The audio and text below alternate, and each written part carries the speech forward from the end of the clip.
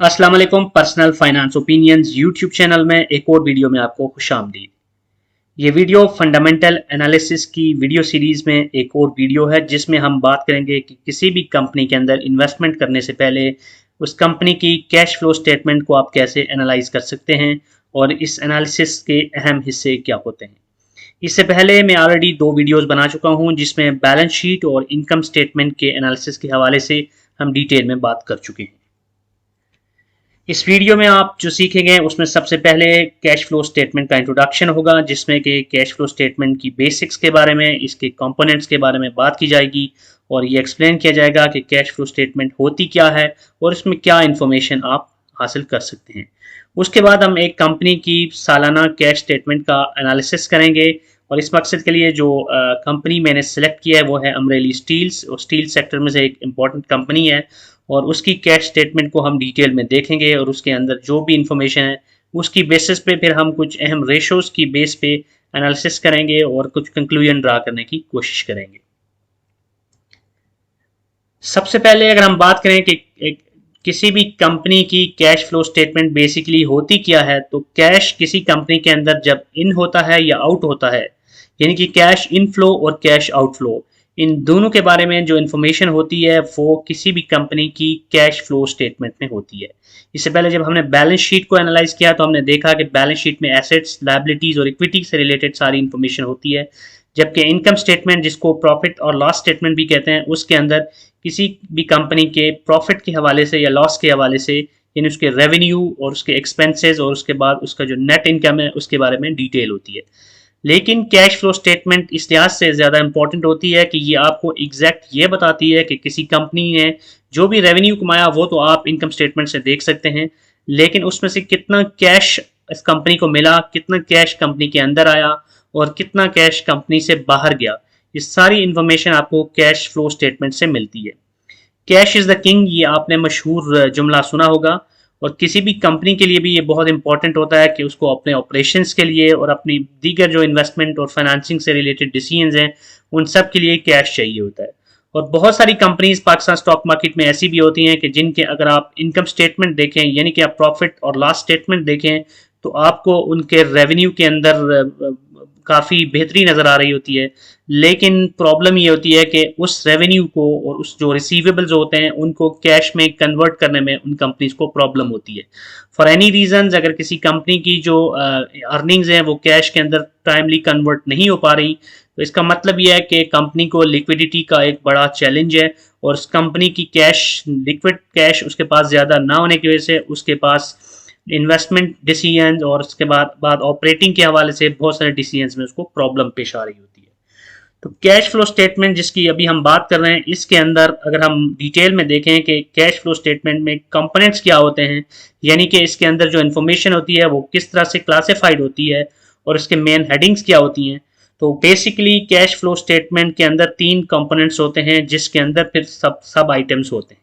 सबसे पहले cash flow from operating activities, इसके अंदर आपको वो सारी इंफॉर्मेशन कैश इनफ्लो या आउटफ्लो के बारे में मिलती है जो कि कंपनी के डे टू डे ऑपरेशंस की बेसिस पे जनरेट हो रही होती है या यूटिलाइज हो रही होती है। फॉर एग्जांपल इसके अंदर कंपनी के अंदर से जो भी कैश इन या कैश आउट हो रहा है in terms of its daily transactions और रूटीन ट्रांजैक्शंस, जैसे कि सप्लायर्स के साथ जो भी ट्रांजैक्शंस हो रही होती हैं, सप्लायर्स को पैसों की अदायगी हो रही होती है, या सप्लाई या आपके जो कस्टमर्स हैं उनसे आपको जो पैसा मिल रहा होता है, जो कैश इनफ्लो आ रहा होता है। इसी तरह जो आपके एम्प्लॉयज़ हैं उसके ऊपर आपके जो भी एक्सपेंसेस हो रहे होते हैं, जैसे सैलरीज हो गई, इसी तरह रेंटल पेमेंट्स हो गई, या इस तरह की जो भी आपकी इस तरह की ट्रांजैक्शंस हैं जिनका ताल्लुक डायरेक्टली आपकी ऑपरेशन से है, उन सब की डिटेल आपको cash flow from operating activities से मिल रही होती है। उसके बाद जो दूसरा इंपॉर्टेंट कंपोनेंट होता है कैश फ्लो स्टेटमेंट का वो होता है cash flow from investing activities. इस हेडिंग के अंदर वो तमाम कैश की डिटेल्स होती हैं जो कि कंपनी की इन्वेस्टमेंट से रिलेटेड होती हैं, और इसमें कंपनी अगर कोई प्लांट्स के अंदर, इक्विपमेंट्स के अंदर अपने पैसे को लगा रही है तो उसकी डिटेल्स भी होती हैं, और इसके अलावा और जो दीगर इन्वेस्टमेंट रिलेटेड जो उसके कैश इनफ्लोज हैं या आउटफ्लोज हैं वो सब के सब इस हेडिंग के अंदर आपको डिटेल में नजर आ रहे होते हैं। उसके बाद जो तीसरा कंपोनेंट होता है वो होता है cash flow from financing activities.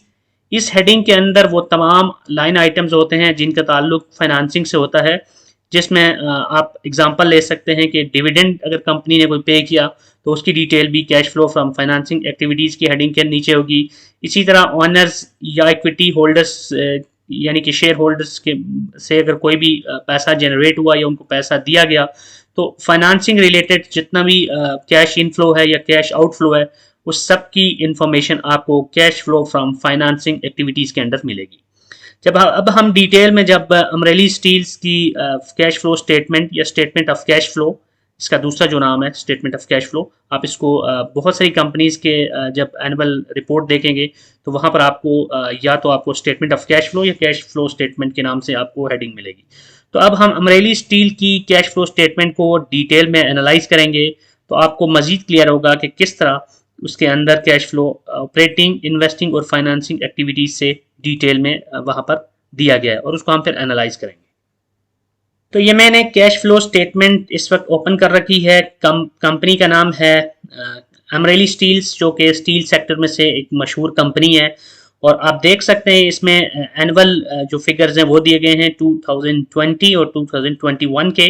तो अमूमन ये होता है कि आप किसी भी कंपनी की एनुअल रिपोर्ट्स उठाएं तो उसके अंदर जो भी आपको स्टेटमेंट्स दी गई होती हैं उसमें कुछ हिस्टोरिक डेटा भी दिया गया होता है जिसके साथ आप टैली कर सकते हैं। नॉर्मली कंपनीज एक या ज़्यादा से ज़्यादा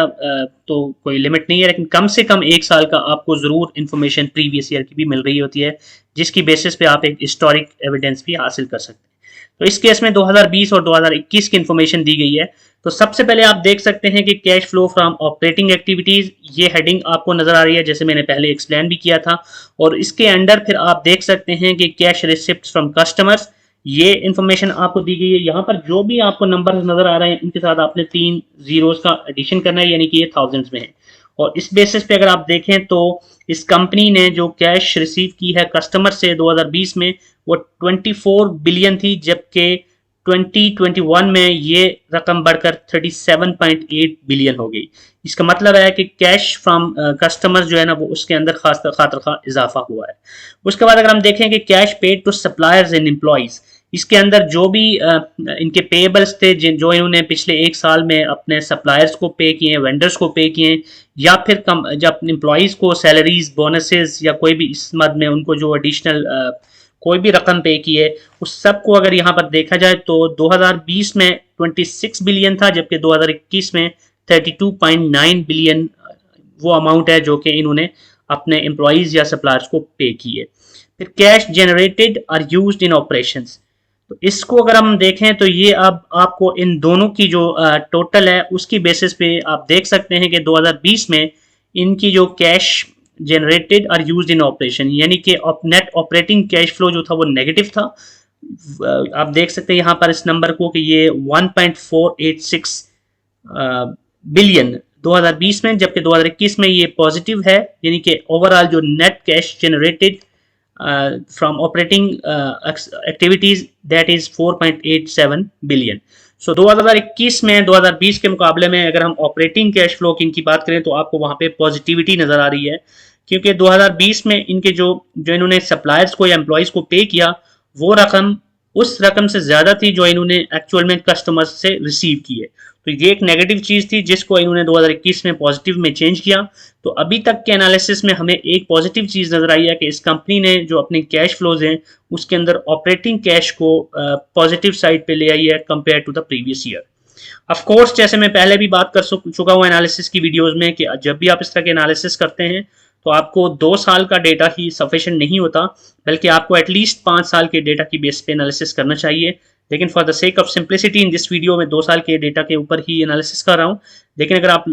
एक सीरियस इन्वेस्टमेंट करना चाह रहे हो किसी भी कंपनी में, इट्स रिकमेंडेड कि आप मल्टीपल ईयर्स के डेटा की बेस पे ही एनालिसिस करें और साथ साथ उसके जो पीयर्स होते हैं उस सेक्टर में दूसरी कंपनीज उनके साथ भी उसको जरूर कंपेयर करें। एनीवेज अगर हम इसमें अब आगे देखें तो यहाँ पर कुछ मजीद भी आपको इंफॉर्मेशन मिल रही है। ये जो अभी हमने बात की थी ये कैश जनरेटेड और यूज्ड इन ऑपरेशन थी, लेकिन ये नेट कैश नहीं थी। नेट कैश जो ऑपरेशन में से है वो आपको मिलेगी जब आप मजीद हेडिंग्स को भी डिस्कस करेंगे। तो अभी हम देखते हैं कि cash flow from operation activities में जो नेक्स्ट लाइन आइटम है वो income tax paid. Income tax जो इस कंपनी ने पे किया पिछले साल वो था 435 मिलियन, जबकि इस साल इन्होंने 437 मिलियन टैक्स की मद में पे किया। जबकि इन्होंने जब ग्रेजुएटी पे की है वो 36 मिलियन है, जबकि लास्ट ईयर ये 16 मिलियन थी। तो यहाँ पर भी एक बड़ी अमाउंट आपको नजर आ रही है जो कैश आउटफ्लो की मद में गई है। और उसके बाद अगर आप फाइनेंसिंग कॉस्ट पेड देखें तो यहाँ पर भी आप देख सकते हैं कि 2020 में इन्होंने 2.06 बिलियन, जबकि 2021 में 1.94 बिलियन इस मद में पे किया। जबकि लॉन्ग टर्म डिपॉजिट्स अगर आप देखें उसमें जो नेट लॉन्ग टर्म डिपॉजिट्स हैं 2020 में इन ये टू टू मिलियन के करीब था, 2.7 मिलियन, जबकि 2021 में जो कि 2.7 मिलियन का कैश इनफ्लो था इस जो लॉन्ग टर्म डिपॉजिट्स है उसकी मद में। जबकि 2021 में इनका जो लॉन्ग टर्म डिपॉजिट्स हैं उसमें 17.3 मिलियन का कैश आउटफ्लो है। अब ये सारी इंफॉर्मेशन जो कि कैश जनरेटेड इन ऑपरेशंस, जो उनकी total cash generate or use in operation, और उसके बाद जो बाकी सारी हेडिंग्स हैं ऑपरेटिंग एक्टिविटीज की, उन सबको अगर सम अप करके हम net cash generated or used in operating activities देखें तो आप देख सकते हैं कि 2020 में इस कंपनी का जो net cash generated from operations था वो एक्चुअल में जनरेटेड फ्रॉम नहीं था बल्कि यूज था, वो बन रहा था 4.002 बिलियन, जबकि 2021 में ये पॉजिटिव हो गया जो कि है 2.44 बिलियन। इसका मतलब है कि 2020 के मुकाबले में 2021 में इस कंपनी की जो net cash from operating activities है वो सिग्निफिकेंटली बढ़ा है। तो ये एक पॉजिटिव चीज है जिससे आप देख सकते हैं कि 2021 में इनका कैश इंक्रीज हुआ है। लेकिन इंपॉर्टेंट चीज ये होती है कि किसी भी कंपनी का अगर कैश ऑपरेटिंग कैश इंक्रीज हुआ है तो आपने ये भी देखना है कि उसमें मेजर जो कंट्रीब्यूशन है वो कहाँ से आ रहा है। तो उसमें आप देख सकते हैं कि इनका जो कैश फ्रॉम कस्टमर्स है वो सिग्निफिकेंटली इंक्रीज हुआ है, जबकि इन्होंने सप्लायर्स एम्प्लॉयज को पे किया है उसमें भी डेफिनेटली इंक्रीज है, लेकिन overall cash generated in operation उसमें आपको पिछले साल के मुकाबले में पॉजिटिव फिगर नजर आ रहा है। जबकि उसके बाद अगर हम बकिया इनकी डिटेल्स देखें तो वहां पर जो इनका लॉन्ग टर्म डिपॉजिट्स हैं उसके अंदर जो है लास्ट ईयर के जो इनका नंबर है जो कि कैश इन्होंने यूटिलाइज किया है उसके मुकाबले में इस साल की जो उसमें कैश यूटिलाइजेशन है वो कम है, जबकि ओवरऑल जो हमें फाइनल नंबर मिला वो हमें पॉजिटिव मिला इस साल के लिए। अब हम cash flow from investing activity जो कि सेकंड हेडिंग है उसकी बात करते हैं। तो इसमें अगर आप देखें तो फिक्स्ड कैपिटल एक्सपेंडिचर्स, जिसके अंदर जो भी इनके फिक्स्ड कैपिटल है उससे रिलेटेड जो भी एक्सपेंडिचर्स इन्होंने किए हैं उसकी अगर हम बात करें, जिसमें एसेट्स कोई भी इनके एसेट्स हैं, इक्विपमेंट्स हैं या इनके प्लांट्स हैं, उससे रिलेटेड एक्सपेंसेस सारे आ रहे होते हैं। वो 2020 में इनके 1.36 बिलियन थे, जबकि 2021 में 1.27 बिलियन है। तो इसमें थोड़ा सा आपको कमी नजर आ रही है। जबकि एडिशन टू इंटेंजिबल एसेट्स की अगर बात करें तो यहाँ पर भी आपको 2020 में 5.2 मिलियन जबकि 2021 में 3.03 मिलियन नजर आ रहा है, यहाँ पर भी आपको कमी नजर आ रही है। इसका मतलब यह है कि इन्होंने कुछ कम जो कैश है उसको इन चीज़ों इस तरह की इन्वेस्टमेंट एक्टिविटीज़ में सर्व किया है। जबकि proceeds from disposal of operating assets, इस नंबर को अगर आप देखें तो 2020 में इनका 13.4 मिलियन था, जबकि 2021 में इनका 130 मिलियन है। तो इसकी बेसिस पे आप देखें तो इनको बहुत बड़ा कैश इनफ्लो इस इन्वेस्टिंग एक्टिविटीज की मद में मिला है, जिसकी बेसिस पे अगर हम net cash use in investing activities देखें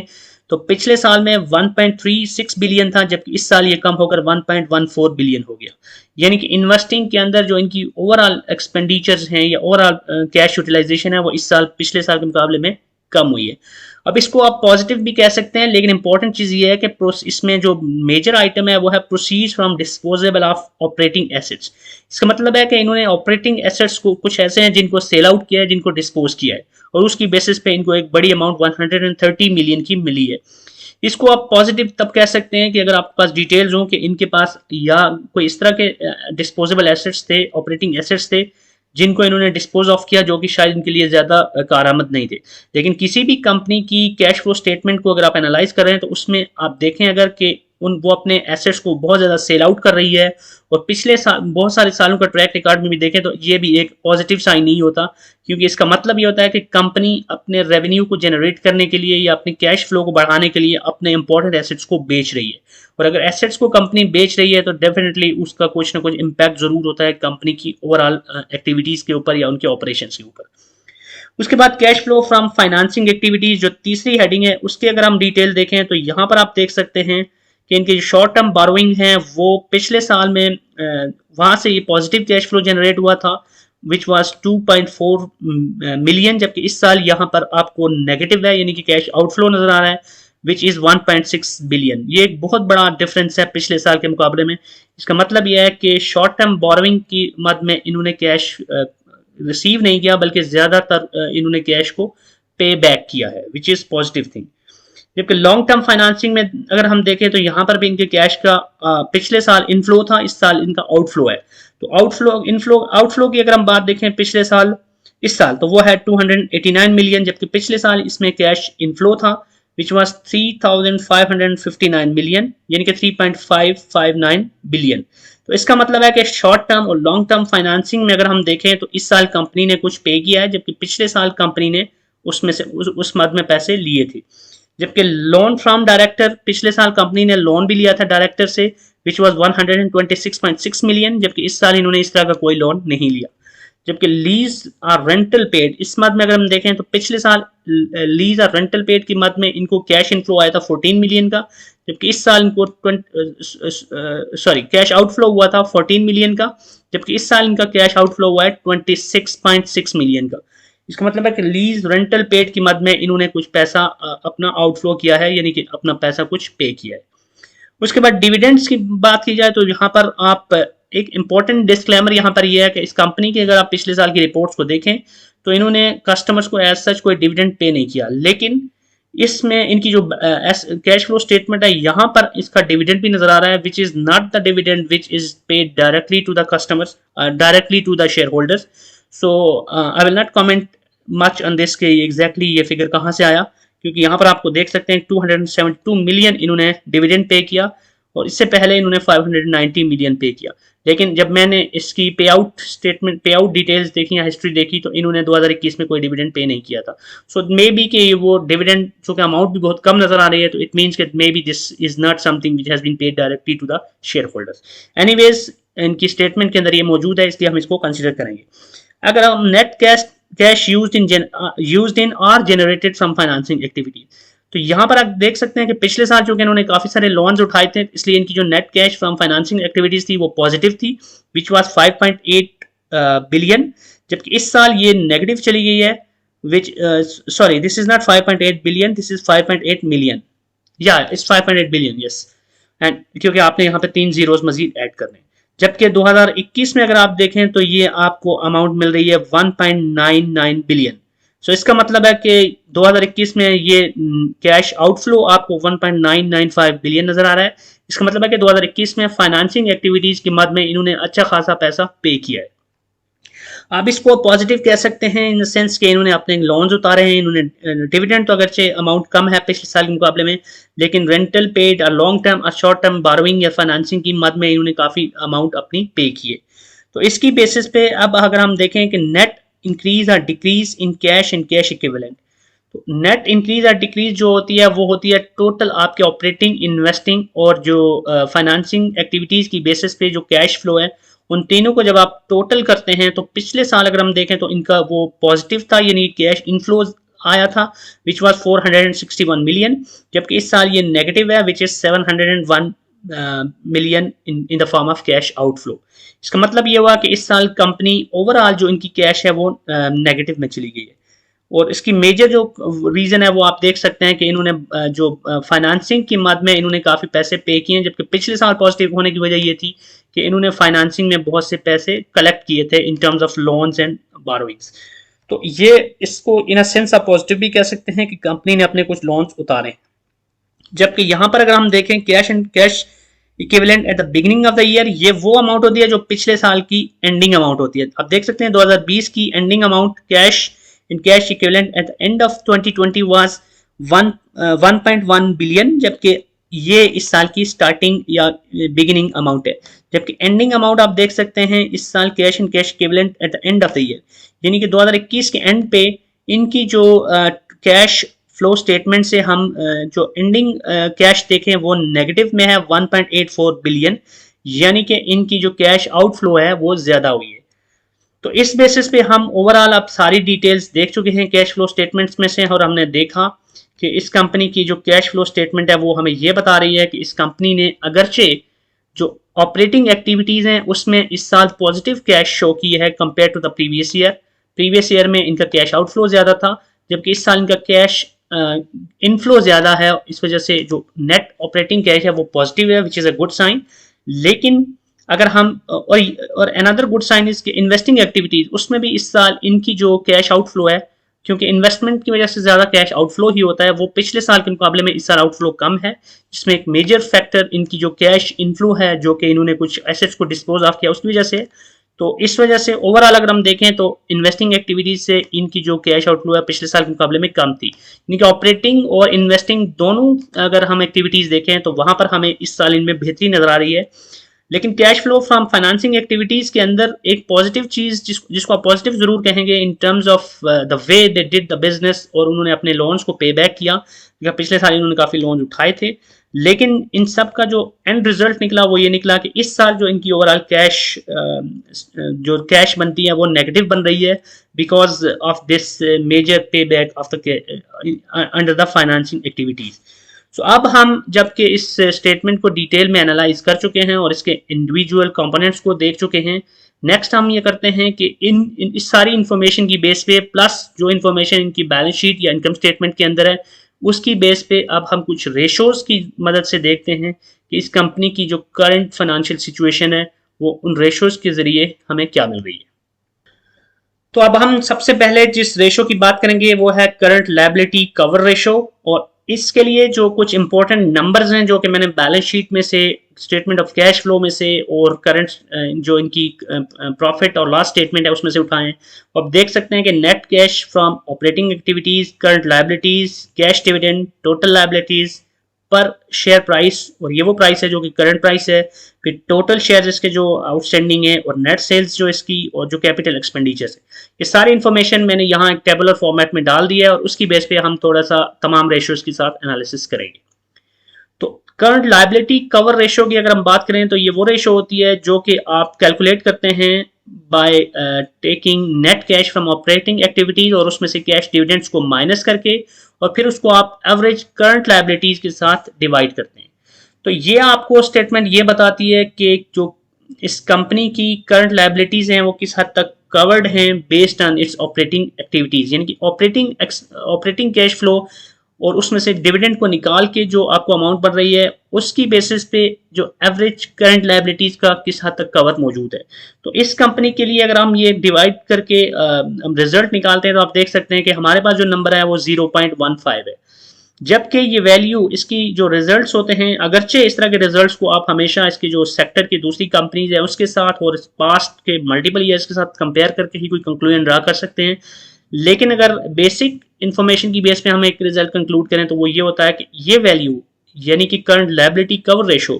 1.0 से जितनी ही कम हो वो कंपनी के लिए इतनी ही खतरनाक होती है, यानी कि उस कंपनी के जो करंट लायबिलिटीज हैं उसको ऑपरेटिंग कैश से पूरा करना उतना ही मुश्किल होता है। जबकि इसकी वैल्यू अगर 1.0 से ऊपर हो तो बिजनेस को ज्यादा लिक्विड समझा जाएगा। इसका मतलब ये होगा कि उसकी जो करंट लायबिलिटीज हैं उसको जो ऑपरेटिंग कैश है उसकी मदद से ही पूरा करना बहुत आसान है। इस कंपनी की अमरेली स्टील की ये वैल्यू 0.15 बन रही है। इसका मतलब ये हुआ कि इस कंपनी के लिए सिर्फ ऑपरेटिंग कैश की बेस पे करंट लायबिलिटीज को पूरा करना खासा मुश्किल है। ऑब्वियसली इसकी रीजंस भी होती हैं, जैसे हमने देखा कि इसने अपनी फाइनेंसिंग एक्टिविटीज की मद में और इन्वेस्टिंग एक्टिविटीज की मद में जिस तरह के जो भी एक्सपेंडिचर्स किए हैं, जो कैश आउटफ्लो हुआ है वो एक मेजर रीजन है। यानी कि इस कंपनी ने चूंकि बहुत सारे लोन्स उतारे हैं तो इसलिए इसकी जो ओवरऑल कैश जो है वो इतनी ज़्यादा नहीं है। लेकिन उस कैश से हट के भी इसकी जो ऑपरेटिंग एक्टिविटीज से कैश जनरेट हुई है वो भी इतनी ज़्यादा नहीं है कि उसके अंदर से अगर डिविडेंड्स को निकाला जाए और उसके बाद हम देखें कि लायबिलिटीज़ को कवर अप किया जा सकता है, तो रिजल्ट ये बताता है कि इतनी आसानी से ये अपने जो लायबिलिटीज़ हैं, करंट लायबिलिटीज़ हैं जो कि 1 ईयर के अंदर अंदर इसने पे करनी है, वो इसके बाद जो ऑपरेटिंग कैश है उससे पे करना मुश्किल है। उसके बाद हम जो दूसरी रेशो की बात करेंगे वो है ऑपरेटिंग कैश फ्लो रेशो। ये रेशो भी पिछली जो हमने कवर रेशो है उसके साथ उससे अगर हम कंपेयर करें तो इतना खास फर्क नहीं है। सिर्फ फर्क किया है कि इसमें डिविडेंड को कंसीडर नहीं किया जाता बल्कि सिर्फ net cash from operating activities को हम करंट लायबिलिटीज के साथ डिवाइड करके रिजल्ट निकालते हैं। तो चूंकि इस कंपनी का डिविडेंड हमने देखा कि बहुत थोड़ा था, which was just 272 million, 2.7 million sorry. तो इसलिए अगर हम इसको देखें तो इतना कोई खास फर्क आपको नजर नहीं आएगा यहाँ पर। और आप देख सकते हैं कि इस केस में भी जो इनकी इस ऑपरेटिंग कैश फ्लो रेशो की वैल्यू बन रही है वो 0.15 समथिंग बन रही है। तो इसकी भी जो इसका रिजल्ट होता है उसके बेस पे यही होता है कि अगर ये वैल्यू 1 से कम हो, और जितनी कम होगी उतना ही कंपनी के लिए सूटेबल नहीं होगी, जबकि 1 से ऊपर अगर ये वैल्यू हो तो बिजनेस को ज़्यादा लिक्विड समझा जाएगा। तो इस कंपनी की ऑपरेटिंग एक्टिविटीज से जो कैश जनरेट हो रही है वो इतनी ज़्यादा नहीं है कि उसकी बेसिस पे अपनी सारी करंट लायबिलिटीज़ को पे बैक कर सके। तो definitely this is not the only thing, बहुत से और फैक्टर्स भी होते हैं, यानी कि कैश के अलावा भी कंपनी के पास इन फ्यूचर तो जो भी इनके एसेट्स हैं जो कि कैश के अंदर टर्न होने वाले हैं, रिसीवेबल्स होते हैं, और बाकी बहुत सी ऐसी इनके पास होती हैं चीज़ें करंट एसेट्स के अंदर जो कि इन नियर फ्यूचर लिक्विडेट हो सकती हैं, लिक्विड करके उनको कैश बनाई जा सकती है। So it is not something कि जिसकी बेस पे हम ये कहें कि कंपनी इस तरह की कोई कंपनी जिसकी वैल्यू नीचे है तो वो बहुत ही ज़्यादा ख़तरनाक है। ऑफ कोर्स इसमें करंट रेशो और क्विक रेशो वगैरह जिसकी मैंने इससे पहले डिटेल में बात की थी बैलेंस शीट को एनालाइज करते हुए, उनको भी आपने कंसिडर करना है। जो तीसरी रेशो हम बात करेंगे वो है कैश फ्लो कवरेज रेशो। तो इस अगर रेशो की हम बात करें तो इसको कैलकुलेट करने का फॉर्मूला ये है कि net cash flow from operating activities को आप टोटल लायबिलिटीज के साथ डिवाइड करते हैं।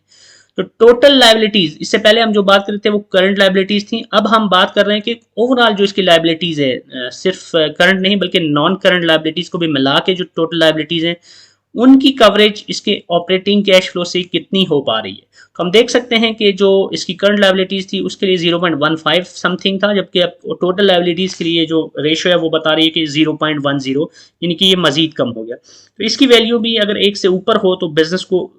तो अपनी ऑपरेटिंग कैश फ्लो से कर्ज उतारने की सलाहियत बहुत ज़्यादा होती है। लेकिन नॉर्मल ट्रेंड में हमने ये देखा है कि किसी भी कंपनी के अंदर इतना ज़्यादा कैश नहीं होता, क्योंकि कैश को कंपनीज यूटिलाइज कर रही होती हैं और कैश को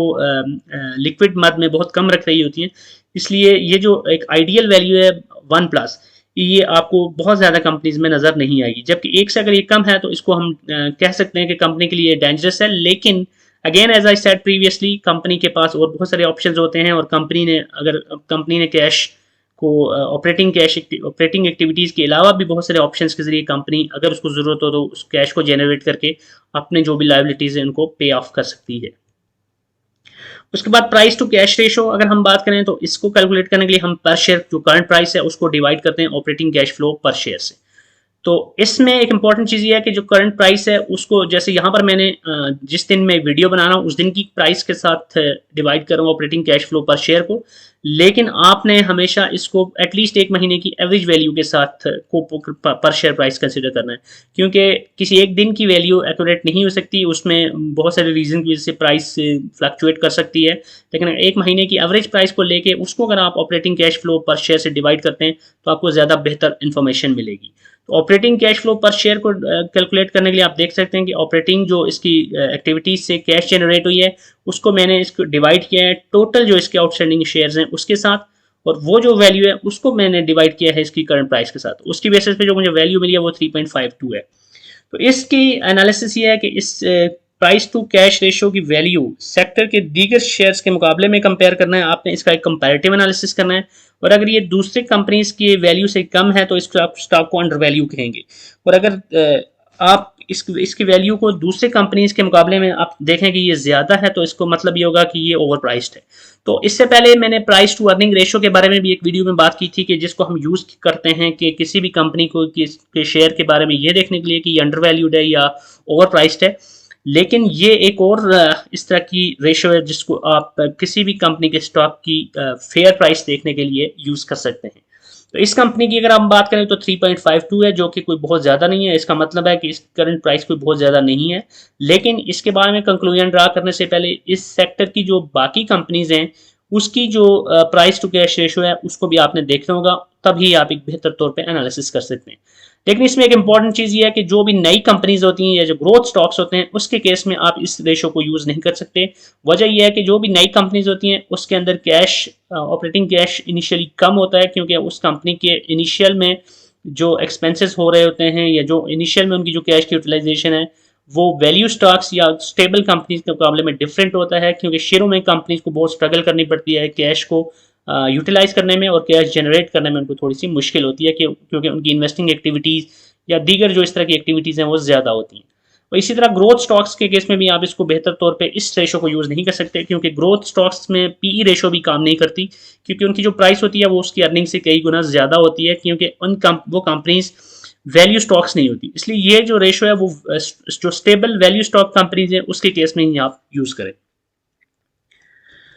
उसके बाद जो अगली रेशो है वो है operating cash flow to net sales ratio. ये भी एक बड़ी इंपॉर्टेंट रेशो है जिसको आप कैलकुलेट करते हैं ऑपरेटिंग कैश फ्लो को नेट सेल्स के साथ डिवाइड करके, जबकि इसकी वैल्यू जो होती है वो आप परसेंटेज में निकाल रहे होते हैं, इसलिए आप इसको 100 से मल्टीप्लाई भी कर रहे होते हैं। तो इस कंपनी अमरेली स्टील्स के केस में अगर हम देखें तो इसकी वैल्यू 6.22 बन रही है, जबकि इसकी अगर हम एनालिसिस करें कि ये बेसिकली होती क्या है, तो इस जो operating cash flow to net sales ratio की वैल्यू है ये बताती है कि कंपनी को कितने डॉलर बनाने के लिए कितने डॉलर की सेल दरकार होती है। तो इसलिए ऑब्वियसली ये वैल्यू जितनी ज्यादा होगी उतना ही बेहतर है। तो इस कंपनी के केस में इस वैल्यू बनती है 6.22, यानी कि इस कंपनी को कितने डॉलर बनाने के लिए कितनी सेल दरकार है, उसके लिए आप जब भी किसी कंपनी को एनालाइज करेंगे तो आपने इस वैल्यू को देखना है कि अगर ये वैल्यू ज्यादा है या अपने पीयर्स यानी कि उस सेम सेक्टर के अंदर जो बाकी शेयर है उनसे वैल्यू ज्यादा है, तो आप इसको पॉजिटिव कंसीडर करेंगे। उसके बाद एक और इंपॉर्टेंट इन्फॉर्मेशन जो आप स्टेटमेंट ऑफ कैश फ्लो से निकालते हैं वो है फ्री कैश फ्लो। इस केस में आपको कैपिटल एक्सपेंडिचर्स निकालने के लिए, यानी कि इसको कैलकुलेट करने के लिए ऑपरेटिंग कैश फ्लो से आपको माइनस करना पड़ता है कैपिटल एक्सपेंडिचर्स को। तो कैपिटल एक्सपेंडिचर्स कुछ लोग कैलकुलेट इस कैश फ्लो को कैलकुलेट करने के लिए बैलेंस शीट में से निकाल रहे हैं, जबकि कुछ लोग इन्वेस्टिंग एक्टिविटीज के अंदर जो भी आपने एक्सपेंसेस किए हैं जो कि आपको कैश फ्लो स्टेटमेंट से मिल रहे हैं उसको यूटिलाइज करते हैं। तो मैं इसको बहुत ही बेसिक वर्जन को यहाँ पे यूटिलाइज कर रहा हूँ, जिसमें कि सिर्फ capital expenditures on investing activities उन्हीं को कंसिडर कर रहा हूँ। तो उसकी बेसिस पे अगर हम देखें तो इसकी जो फ्री कैश फ्लो की वैल्यू मिल रही है वो हमें 1.2 बिलियन मिल रही है, यानी कि ये वो कैश है जो कि इस कंपनी के पास ऑपरेटिंग एक्सपेंसेस और कैपिटल एक्सपेंसेस के बाद फ्री कैश है, जो कि इसका जो कंपनी फ्रीली यूटिलाइज कर सकती है, इसको डिविडेंड पेमेंट के लिए या और किसी तरह की एक्टिविटीज़ के लिए